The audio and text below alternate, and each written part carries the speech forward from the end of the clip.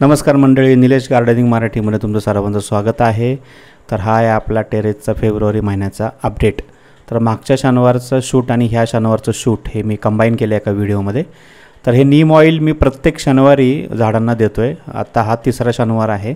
So प्रत्येक 15 दिवसाला जे काही टोमॅटोचे रोपं आलेत आणि चिक्कू आणि पेरूला जी कीड लागली होती ती थोडी अवॉइड करण्यासाठी नीम ऑइल या 10 ml 2 लिटरच्या बॉटलमध्ये टाकून स्प्रे करतोय मी। सो चिक्कू, पेरू, आंबा आणि टोमॅटो लावलेले आहेत आपण। सो ह्या सर्वांना आपण स्प्रे देतोय प्रत्येक वीकमध्ये एकदा। सो जेणेकरून की आता पावसाळा सुरू होईल आणि पावसाळ्यामध्ये कीड लागायचे जास्त चान्सेस असतात। तर हा व्हिडिओ आहे मागच्या शनिवारचा। सो ह्या मागच्या शनिवार आणि हा शनिवार जास्त काही मेजर अपडेट नाही आहे, बट मी तुम्हाला सांगेल की मी चेंजेस काय काय केले। सो इकडे तरी काही चेंजेस नाही। ह्या गुलाबाच्या झाडाला पण मी औषध मारलं आहे। सो पानं थोडीशी किडल्यागत झाली होती। हे झाड तर काय पूर्ण सुकलेलंच जमा आहे, पण पाहूया आपण त्यात काय होते का। त्याला आम्ही खत वगैरे टाकलेलं आहे। केळीचं चांगला ग्रोथ आहे। आणल्यापासनं केळीची चांगली वाढ आहे आणि मोठी कुंडी असल्यामुळे केळीला अजून तरी काही गरज नाही 2 वर्ष चेंज करायची। हे बघा, यात काही गवत खूप प्रमाणामध्ये वाढतं। सो तुम्हाला जिथे जिथे दिसेल ते खूप मोठं जर गवत झालं तर ते काढायला खूप त्रास होतो। सो जसं छोटं आहे तो मध्येच तुम्ही हे गवत काढून घ्या। आता बघा, हे मी मागच्या शनिवारी एवढं गवत काढले आणि तुम्हाला मी परत थोड्या वेळाने व्हिडिओ दाखवेल आजचा। तर त्यात तुम्हाला पण दिसेल की परत गवत किती वाढले आहे त्याच्यामध्ये। ओके, हे नारळाचं झाड आहे मस्तपैकी। बाकी इथे काही जास्त अपडेट नाही आहे। इथे आपण थोडंसं जरा वेल परत लावतो आहे, काकडी आणि भोपळा वगैरे। मागच्या वेळेस आपल्याला सक्सेस नाही भेटला, पण आपण प्रयत्न करत राहतो आहे। तर इथे पण बघा, चिक्कूला एक चिक्कू तर लागलेला आहे, पण त्याला कंटिन्यू लहान लहान मुंग्या लागलेल्या असतात। सो बघा, तुम्हाला दिसत असतील तर छोटे छोटे मुंग्या आहेत। ह्याला तर आता ऑलरेडी हे तर मारलं आहे, औषध तर मारलं आहे। तुम्हाला आता मी आजच्या व्हिडिओत पण दाखवेल की त्याचा किती ग्रोथ वाढला आहे। कारण की ह्याला आपण फर्टिलायझर पण दिले आहे, सगळ्यांना फर्टिलायझर दिलं आहे। मागच्या शनिवारचा हा व्हिडिओ आहे तेव्हा, आणि आज पण दिलं आहे मी फर्टिलायझर, पण दोन्ही वेगवेगळे दिलेले आहेत। सो तुम्हाला दाखवेल मी फरक।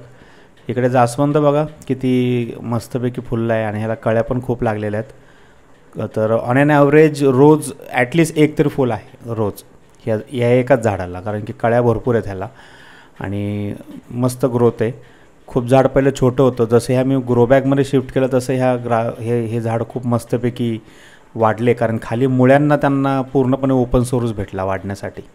मोगरा पण बघा किती मोठा झाला आहे। तुम्ही मागचे काही व्हिडिओत पाहिला असणार की किती छोटा होता तो, आणि आत्ता हा बघा की किती मोठा झाला आहे तो। बाकी इथं काही जास्त खास अपडेट नाही। हा जास्वंद खूप जुना आहे, ह्याला याकडे शिफ्ट केला आहे।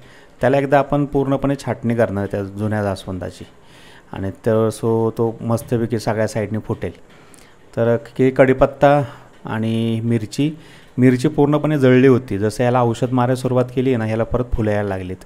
सो ह्याच्यानंतर मी तुम्हाला सांगेल की आजच्या व्हिडिओत तुम्हाला 100% बघायला मिळेल की जेवढ्या पण मिरच्यांची झाडं सुकली होती ही सगळी नीट आली आहेत। इथे बघा, गवार तर व्यवस्थित आली होती। इकडे भेंडी पण खूप मस्तपैकी आली आहे। आजच्या व्हिडिओत पण तुम्हाला बघायला मिळेल किती वाढ झाली। ह्या गवारीमध्ये ना एक छोटासा प्रॉब्लेम झाला माझ्याकडनं की जे पण झाडं आली होती, मी जेव्हा पाणी मारतो आहे ना, तो माझ्याकडं जो पुढं फ्रंटेड आहे पाणी मारायचा, तो शॉवर टाईप आहे, तुम्हाला दिसेल थोड्या वेळाने। तर त्याचं पाण्याचं पडून ती झाडांची जी छोटी रोपं आहेत ना, त्यांनी मान टाकली, जमिनीवरती पडली आणि काही हे रोपं जळून गेली। बघा, हे असं शॉवरमध्ये पडतं पाणी आमचं। सो त्यामुळं हे पाणी देताना मे बी मिस्टेक झाली असेल आमची, की थोडं साईडने पाणी द्यायला हवं होतं। त्यांनी पूर्ण मान टाकून दिली। आणि हे आहे बघा टोमॅटो, आपले चेरी टोमॅटो। बरेच टोमॅटो लागलेत। ते हिरवं झाड आणि हिरवं ह्याच्यात दिसत नाही, फुलं खूप लागलेत अजून। हां, तर मी ओव्हरऑल काउंट केले होते 20-25 टोमॅटो तरी आहेत सध्या चेरी टोमॅटो जास्त मोठे होत नाही। हे बघा, एकाच ठिकाणी 5-5, 6-6 येत आहेत। हा माझा पहिला प्रयोग टेरेसवरती चेरी टोमॅटोचा, आणि एकदमच मी भरपूर झाडं लावली, जसं की 15-20 झाडं आहेत 3 ग्रो बॅगमध्ये। त्याला काठ्या लावलेल्या आहेत, आणि जसा वेल मोठा होईल तसं खाली मी त्या काठ्यांना सपोर्ट देतो आहे, कारण की हे झाड नंतर खूप वेट आलं की ते पडतं खाली।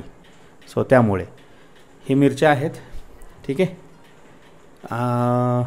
तर हा आहे आपला मागच्या शनिवारचा रेकॉर्डिंग व्हिडिओ. तर आत्ता आपण बघूया की ह्या शनिवारी आपण काय काय चेंजेस केलेले आहेत. तर सगळ्यात पहिल्यांदा मी आज फर्टिलायझर दिले सगळ्या झाडांना. कुठलं दिलं बघा, हे डॅप फर्टिलायझर मी ऑनलाईन ऑर्डर केलं होतं. सो हे मी थोडं सगळीकडं टोकरून ह्यांना देतो आहे. आणि थोडंसं हे केल्यानंतर त्याच्यावरती माती परत खालीवरती करा. सो जेणेकरून ते पूर्णपणे व्यवस्थित राहील. आणि ह्याला नंतर थोडंसं पाणी द्यायचं आहे की ते टाकलेलं पूर्णपणे मातीमध्ये मिसळून जाईल. सो हे मी जिथं जिथं गरज आहे त्या झाडांना दिलेलं आहे. ठीक आहे. केळीला दिले, इकडं टोमॅटोना दिले, पेरूला दिले, बऱ्याच ठिकाणी दिले. आणि दुसरं की आज शनिवार होता, आज परत स्प्रेची फवारणी. कारण की टोमॅटोच्या पानांना ना कीड खूप लागते. टोमॅटोचं स्पेसिफिक एक औषध वेगळं असणार आहे, शेतकऱ्यांना चांगलं माहीत असेल. पण आपण सिटीमधले लोक टेरेस गार्डनिंग आपल्या ह्याच्यासाठी करतो आहे, आपल्याला एवढी नॉलेज नाही आहे. त्यामुळे आपण एकच फर्टिलायझर सगळीकडे देतो आहे, नीम फर्टिलायझर. ओके. तर हा आहे आजचा अपडेट. आजच्या अपडेटमध्ये हे पूर्णपणे आपण फर्टिलायझर देऊन पाणी वगैरे दिलेलं आहे. पाणी दिल्यानंतरचं हे पूर्णपणे खाली मुरून जाईल आणि झाडांची वाढ पटापट होईल. इथे बघा परत किती गवत वाढलं आहे. सो हे परत सगळं काढावं लागणार आहे. आणि कांद्याची वाढ पण बघा चांगली आहे. ऑलमोस्ट कांदा लावून आपल्याला 1.5 महिना झाला असेल, 1 ते 1.5 महिना. ओके. हे नारळ ॲज इट इज, बाकी इकडे काही जास्त चेंजेस नाही. डायरेक्ट तुम्हाला मी दाखवेल चिक्कूचा ग्रोथ बघा. हे बघा किती वाढला आहे सगळ्या साईडने एका आठवड्यामध्ये. मागच्या आठवड्यामध्ये मी थोडं खत दिलं होतं फर्टिलायझर. हे ऑर्गॅनिकच आहे. हे आजचं पण मी दिलेलं आहे फर्टिलायझर. तर पटापट किती पानं फुटली आहेत मस्तपैकी. त्याला पण मी काठीचा सपोर्ट दिला आहे कारण हे झाड खूप वाकलं होतं. आणि इथं पण मी आज पण दिलेलं आहे ह्याला फर्टिलायझर तुम्ही साधारण 15 दिवसातनं एकदा द्या. म्हणजे तुमची मोठी झाडं आहेत. आणि जर तुम्ही छोटी लावली असते गवार भेंडी वगैरे, तर त्यांना थोडंसं पहिलं मोठं होऊ द्या, मग त्यानंतर 15-15 दिवसाच्या अंतरावर द्या. ह्याला मी आज नाही दिलेलं कारण की आंबाचं सीझन म्हणजे आता आंबा फुटणार जेव्हा पाऊस पडायला सुरुवात होणार, तेव्हा आंब्याला परत नवीन मोहर येणार त्याला मोठा, तेव्हा त्याला आपण एक थोडंसं चांगल्या प्रमाणामध्ये खत देणार आहे. ठीक आहे. सो हे बघा जास्वंद आज पण असणार आहे 2 फुलं बघा, तिकडे एक आहे आणि इकडे एक आहे. आणि कळ्या पण बघा किती मोठ्या आहेत. ह्याला पण मी फवारणी दिलेली आहे आज. सो 2 झाडं तर आहेत. छोटंसं फूल आहे हे ऑरेंज कलरचं, कंटिन्यू फुलं आहे त्याला, मस्त ग्रोथ आहे. सुरुवातीला ह्या झाडाने खूप स्ट्रगल केलं होतं, पण आत्ता हे झाड चांगल्या प्रमाणामध्ये वाढत आहे. सो ह्याला कशाचीच कमी नाही. जेव्हा झाडाला कशाचीच कमी नाही पडत तेव्हा झाड पण आपला रिस्पॉन्स चांगल्या प्रमाणामध्ये देतं. तर हे आहे आपलं लिंबूचं झाड. लिंबू खूप जुना आणि कढीपत्ता खूप मस्तपणे वाढतो आहे. एकदा का हा कढीपत्ता कमरेच्यावर गेला ना, मग ह्याला काही लिमिट नाही. कितीही पानं, कितीही ब्रांचेस त्याला फुटू शकतात. लहान झाडालाच जास्त थोडंसं स्ट्रगल करावं लागतं. आज बघा ह्याला साईडला पण बरीच फुलं आलेली आहेत आणि ह्याला तर मिरच्या लागतील. मी ह्याला आज पण औषध दिलेलं आहे, नीम ऑइलचा स्प्रे ह्याला दिलेला आहे. ओके. सो मोगरा पण आहे चांगला. मोगऱ्याला आणि हे आपलं आळूची पानं आहेत. हे आपला गवती चहा आहे. जास्वंद आहे. जास्वंदाला थोडंसं आपल्याला हे करायचं आहे, बघूयात. तर भेंडी बघा, भेंडीचं मस्त हे ग्रोथ चालू आहे. साधारण माझ्या मते 15-20 रोपं असतील ही. त्यातले काही चांगल्या मोठ्या प्रमाणामध्ये वाढली आहेत. ठीक आहे. काही ठिकाणी नाही आलेली. तर बघूयात आपण कसं काय करता येईल. मोकळ्या जागेमध्ये अजून बिया लावूयात आपण. तर हे बघा साईडनी सगळीकडे मी खाली पण फर्टिलायझर दिलं आहे सगळ्यांना. हे पहिल्यांदा दिलं मी फर्टिलायझर भेंडीला एवढी वाढल्यानंतर, कारण की ह्याच्यानंतर आता परत 15 ते 20 दिवसांनी परत भेंडीला देईल मी. आणि इथे थोडंसं मी तुम्हाला सांगितलं थोडा प्रॉब्लेम झाल्यामुळे बरीचशी रोपं ही त्यांनी माना टाकल्या पाण्याचं वरनं हे फवारा भेटल्यामुळे. तर बघूया तिथं कसं वर्कआउट करता येईल. तर हा आहे कांदा पण